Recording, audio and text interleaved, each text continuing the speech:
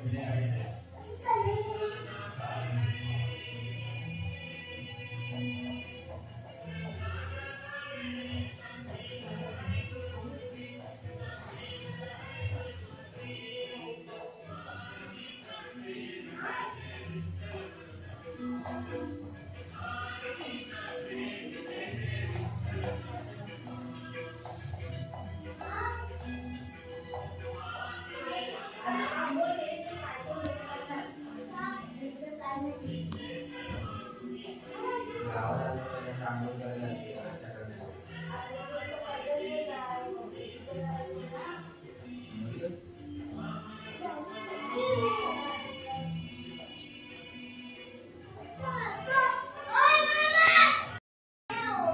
आमच्या गणपतीची सजावटीची तयारी चालू आहे।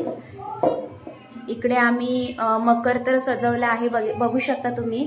युनिक कन्सेप्ट आहे कोकण जपूया म्हणून ही झोपडीसारखी बनवलेली आहे। पहिली लोक जे हार लावायचे ना झेंडूच्या फुलांचा, तो हार आहे। आणि बाकी सगळं ज्या गोष्टी आता नष्ट होत आहेत ना, जसं मी तुम्हाला बोलली ज्या गोष्टी नष्ट होत आहेत, जसं की बैलगाडी, लालपरी, ही जुनी घरं, हा पाटा, हा उखळ, ही चूल, आणि कदाचित काही वर्षांनी असे गणपती पण आपण गावाला येऊ की नाही हे सुद्धा माहिती नाही। त्यामुळे छोटीशी कन्सेप्ट तयार केली, एकदा नक्की वाचून घ्या। आणि त्याचीच काही झलक इकडे मी खाली सुद्धा ठेवलेली आहे। हल्ली माणसांना बोलायला वेळ नसतो, हे लाकडं तोडतायत, त्याच्यामुळे झाडच राहत नाही गावाला। ही बैलगाडी जी पहिल्या काळामध्ये लोक हे करायची, आणि हे बाई दळण दळते, आता चक्कीवर जातात सगळीजण। ही लालपरी, आणि जसं संवाद साधायचे ना आता मोबाईलमुळे तेही बंद झाले। सो अशी कन्सेप्ट आहे। आणि आता आम्ही लावतोय तोरण। हे तोरण आलं होतं मला सनस्टार कंपनीकडून, जे तुम्ही माझ्या रील बघितलेच असेल। सो आता मी तोरण लावतोय। आणि ही आहे आपली शाडू मातीची गणपती बाप्पाची मूर्ती। दरवर्षी आमची मातीची मूर्ती असते, तर बघून घ्या तुम्ही, कारण पर्यावरण सूचक असली पाहिजे मूर्ती, म्हणून मी प्लास्टर ऑफ पॅरिसची मूर्ती नाही ठेवत।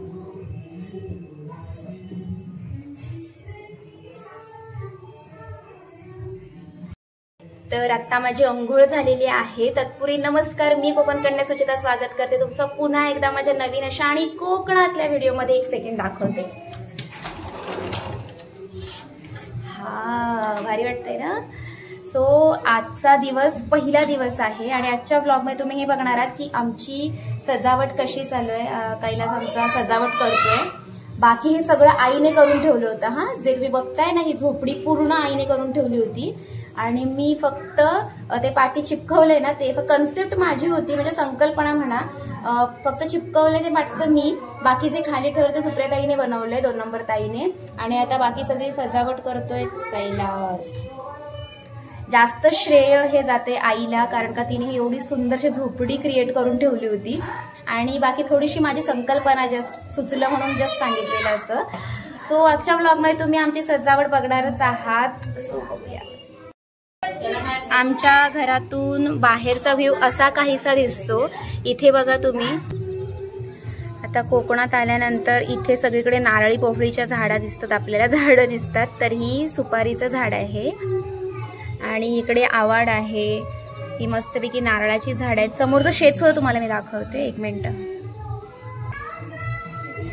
हे आहे आपल्या समोरचं शेत, आणि ही आहे आमची तुळस। हे हिरवगार शेत म्हणूनच म्हणतात ना सगळी, येवा कोकण आपलंच असं आहे, ते याच कारणामुळे किती सुंदर वाटतंय ना, लय भारी वाटतंय, 1 नंबर। तर अशा प्रकारे थोडंसं तुम्हाला कोकणात आल्यामुळे बाहेरचा पण व्ह्यू दाखवला, आतला सुद्धा व्ह्यू दाखवला, आतमध्ये तयारी चालू आहे ते सुद्धा दाखवली। सो बाकी जे काही करेल आजच्या दिवसामध्ये मी शेअर करणारच आहे। सो आत्ताचा हा ब्लॉग नॉर्मल असेल, म्हणजे गणपतीच्या सजावटीचा ब्लॉग असेल। जस्ट मी काही कन्सेप्ट केली ते तुम्हाला सांगितलं, घरामध्ये जे काय करेल ते सांगितलं। आणि आमच्या सुरक्षाचा मुलगा आला आमच्यासोबत, शिव, खास कोकणात, कारण त्याला कोकण खूप जास्त आवडतो। तो आहे सातारा कराडचा, पण त्याला कोकण खूप जास्त आवडतं। तुला कोकण आवडतं की नाही? एकटा झालाय? मग एकटा झालाय। आता मम्मी पप्पा मुंबईला, तरी तो आमच्यासोबत आलाय। आता एवढे दिवस राहणार आहे, 7 दिवस। ही आमची रुही, हाय। सो अशा प्रकारे फॅमिली व्लॉग असेल आणि फॅमिली व्लॉग सोबतच गणपतीच्या डेकोरेशनचाही व्लॉग असेल. सो पूर्ण डेकोरेशन झाल्यानंतर तुम्हाला मी दाखवणारच आहे.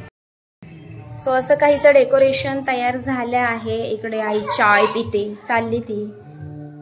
इकडे ताई पण चाय पिते. सो इकडे आमची चिनू काय करते?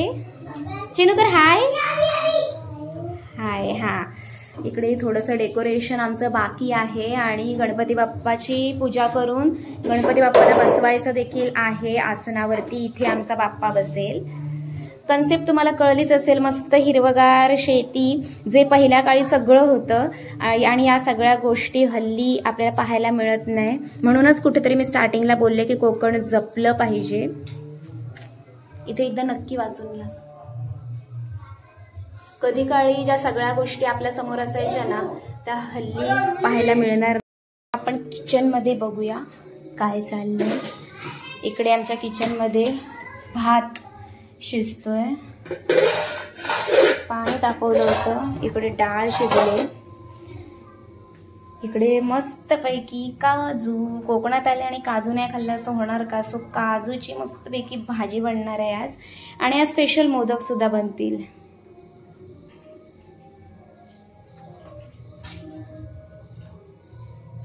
आधी आहे ना आमची इकडे चूल होती, पण आम्ही आहे ना आता बाहेर केली आहे. दाखवते मी तुम्हाला.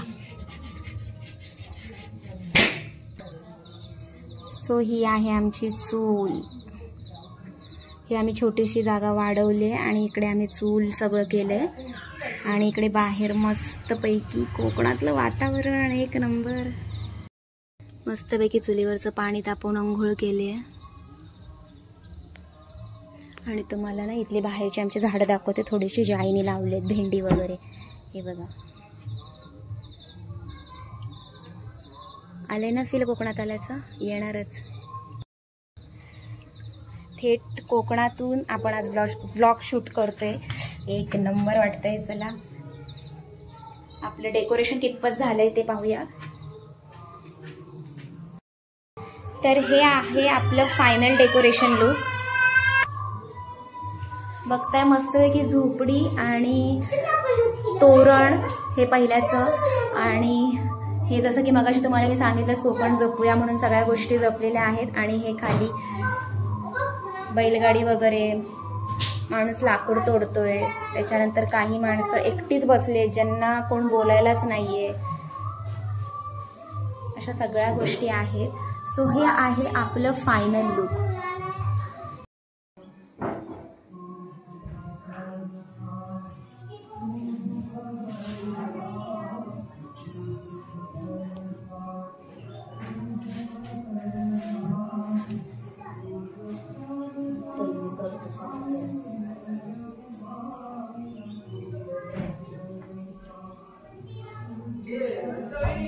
गणपती बाप्पा मोरया.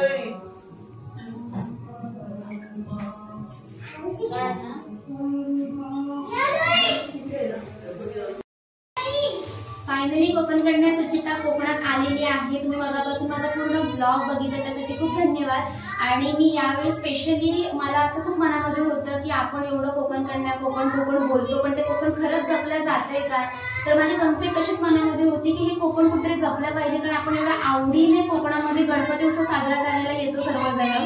आणि त्यानिमित्ताने का होईना गाव गजबजून उठतं. सगळीकडे गावामध्ये लोक येतात, पण त्याच्यानंतर लोक बिलकुल नसतात. पण त्याचा एक असा आहे की गावामध्ये लोक यासाठी नसतात, गावामध्ये कामधंदा नाही, त्यामुळे जावं लागतं मुंबईला पोटा पाण्यासाठी. आणि गावातल्या काही गोष्टी नष्ट होत चालल्यात. पण जी पण लोक आहेत ना, आपण थोडंसं कोकण जपलं पाहिजे. म्हणून एक संदेश देण्यासाठी मी ही कन्सेप्ट केलेली आहे, कोकण जपूया. ज्या जुन्या काळच्या गोष्टी होत्या ना, ज्यांची रिप्लेसमेंट झालेली आहे.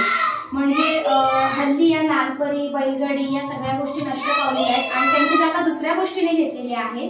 त्यामुळे कुठेतरी हा संदेश तुमच्यापर्यंत पोहोचावा म्हणून मी ही कन्सेप्ट केलेली आहे. तर ही आमचं डेकोरेशन कसं वाटलं मला आवर्जून कळवा. व्हिडिओ आवडला तर नक्की लाईक करा, शेअर करा, सबस्क्राईब करा. भेटूया आपण उद्याच्या ब्लॉगमध्ये. तोपर्यंत धन्यवाद. Bye bye.